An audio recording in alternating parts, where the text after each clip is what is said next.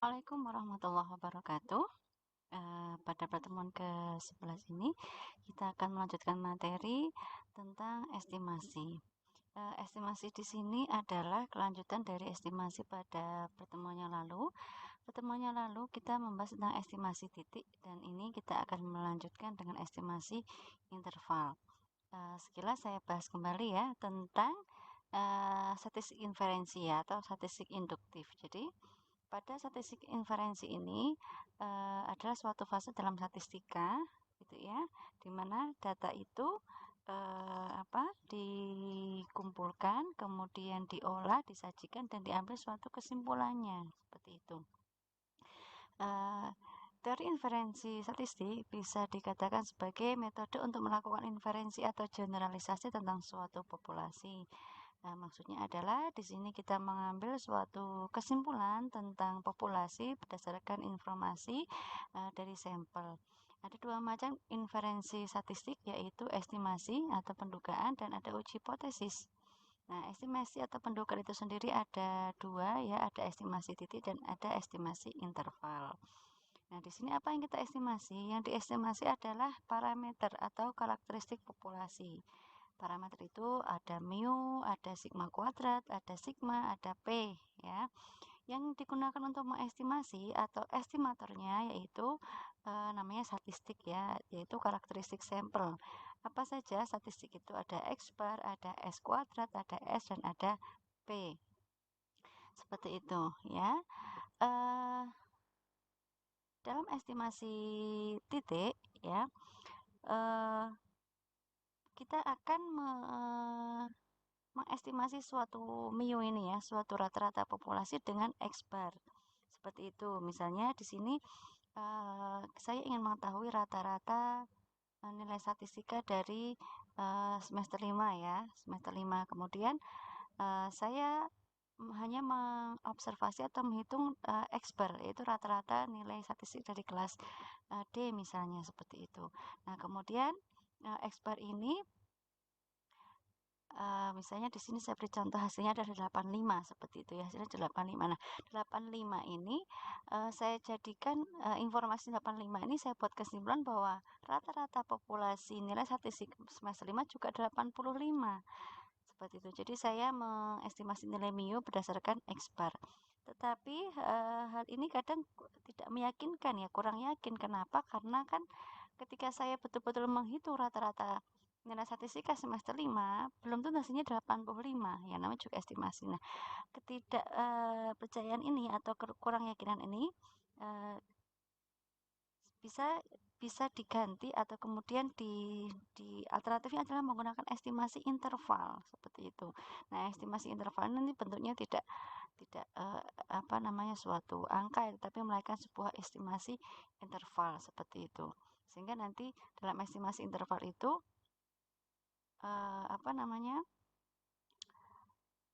nilai estimasi itu ada dalam sebuah interval.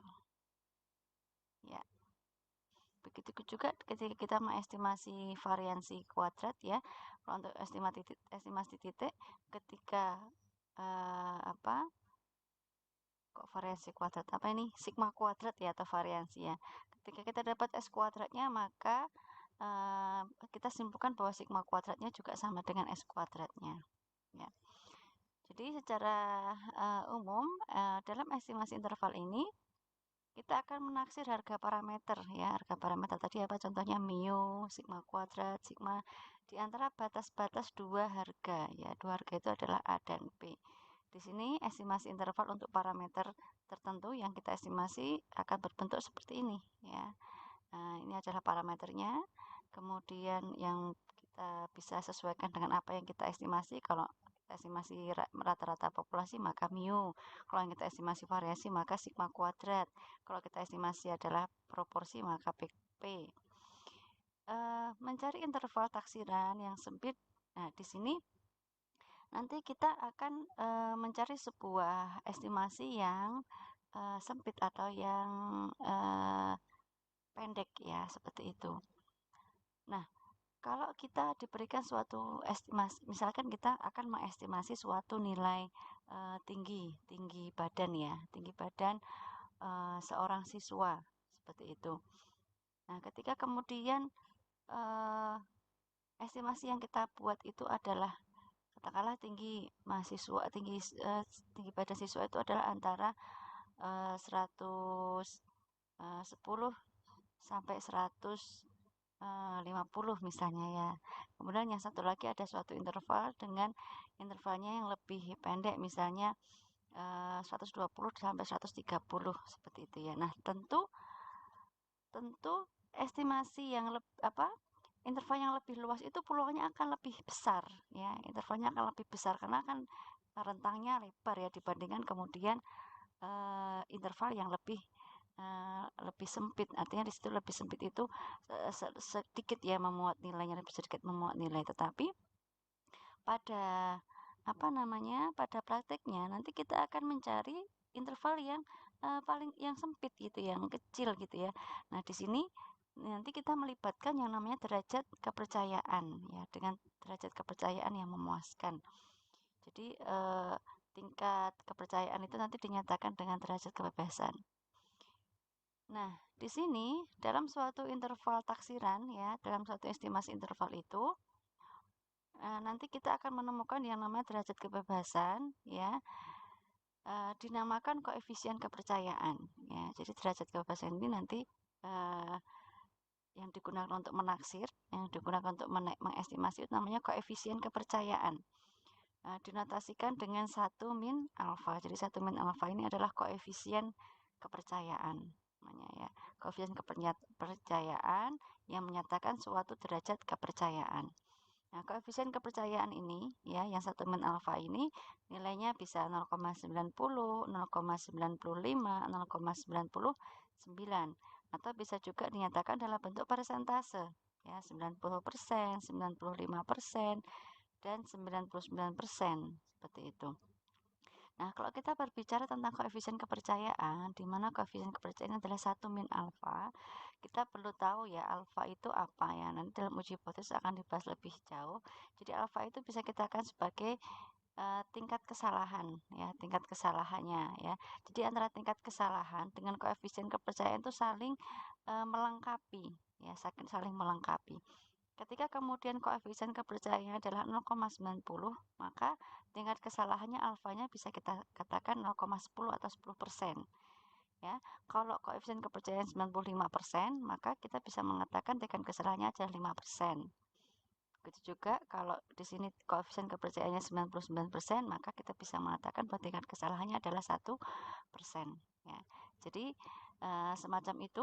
Dalam estimasi interval, nanti estimasi interval yang kita buat itu adalah dengan berdasarkan atau didukung dengan suatu derajat kepercayaan ya.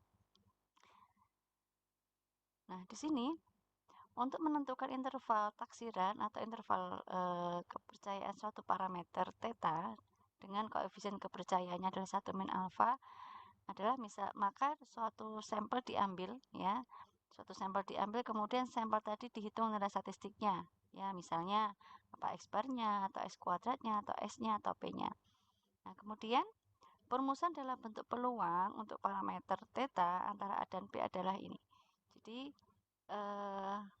nanti kita bentuk estimasinya adalah dengan menyatakan dalam bentuk probabilitas dari theta lebih besar dari A kurang dari B sama dengan 1 min alfa. 1 min alfa ini tadi apa? Koefisien kepercayaan. Kemudian tetanya ini adalah parameter ya, parameter atau ukuran populasinya. A dan B ini adalah batasnya ya, batasnya tadi udah disinggung ya, batas itu adalah ya yang dibatasi 2 harga seperti itu. Jadi interpretasinya seperti apa? Interpretasinya adalah dari 100 kali pengamatan sampel, jadi misalkan dari 100 sampel akan diperoleh sebanyak 1 min alfa 100% sampel yang memuat mu, sigma kuadrat, sigma AP. Ya, jadi nanti dari 100 kali pengamatan akan diperoleh sebanyak ini tadi koefisien kepercayaannya ya, misalnya 90. ya, sampel yang memuat mu sigma kuadrat sigma atau P, atau bisa kita mengatakan bahwa seperti ini, 1 min alfa 100%, ya, misalnya 90% atau 90%, saya yakin bahwa interval yang dihitung atau interval yang dihasilkan nanti memuat parameter theta, ya, memuat parameter theta. Nah, di sini contohnya seperti ini. Saya percaya 90%, 95% bahwa rata-rata nilai ujian statistik pada populasi berkisar antara 75 dan 90%. Jadi di sini koefisien kepercayaannya, ya, itu ada 95%, kemudian kita peroleh intervalnya adalah ini. Nah, nanti nilai 85 ini ada di dalam atau ya 85 ini ada di dalam interval ini, ya. Seperti itu. Jadi itu secara umum terkait dengan estimasi interval. Dalam estimasi interval kita akan mengestimasi suatu parameter, ya, bentuknya adalah suatu interval di mana kita melibatkan atau menyertakan koefisien kepercayaan dalam menginterpretasikan hasil dari interval tersebut, ya.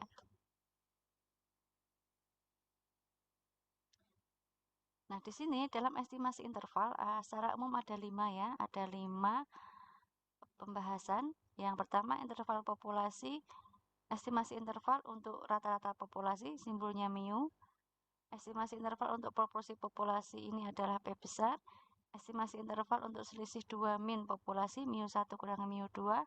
Estimasi interval untuk selisih proporsi populasi, P1 kurangi P2. Estimasi interval untuk variasi populasi, sigma kuadrat. Nah, di sini dalam 8.1 ini, ya, dalam 8.1 ini kita membahas tentang estimasi interval untuk rata-rata populasi atau mu, ya, dimana di sini nanti kita akan mengestimasi mu ini, ya, bentuknya suatu interval dengan informasi X-bar, dengan informasi yang sudah kita peroleh adalah X-barnya. Kita akan mengestimasi nilai mu-nya. Dalam 8.1 ini diasumsikan bahwa variasinya diketahui, kemudian populasinya berdistribusi normal, maka estimasi interval untuk min adalah ini, ya. Ini bacanya dari tengah, ya, dimana mu itu nanti adalah lebih besar dari X-bar dikurangi Z alfa per 2 kali sigma per akar N, kurang dari X-bar X-bar ditambah Z alfa per 2 kali sigma per akar N. Baik. Nah, di sini nanti akan saya jelaskan bagaimana kemudian rumus ini diperoleh, ya. Di sini dalam diktat itu, ya, 8.1 interval kepercayaan untuk mu dengan variansinya diketahui, ya.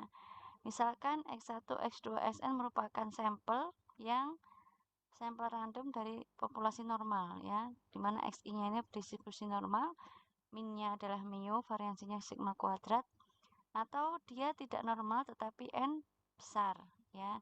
Di sini diasumsikan variansinya diketahui, ya. Nah, estimasi titik dari mu adalah X-bar, ya. Di sini kita melibatkan teorema limit pusat, ya, dimana teorema limit pusat itu diketahui ada transformasi Z namanya. Transformasi Z itu dirumuskan dengan X-bar min mu per sigma per akar N, dimana Z-nya itu distribusi normal dengan min-nya adalah 0, variansinya adalah 1, yang berakibat di sini probabilitas dari Z ini, ya, probabilitas dari Z, ya, Z lebih besar dari min Z alfa per 2 dikurangi Z alfa per 2 sama dengan 1 min alfa. Nah, nanti untuk menjelaskan ini saya akan menambahkan ke dalam keterangan nanti adalah gambar dari kurva distribusi normal yang bentuknya lonceng seperti ini.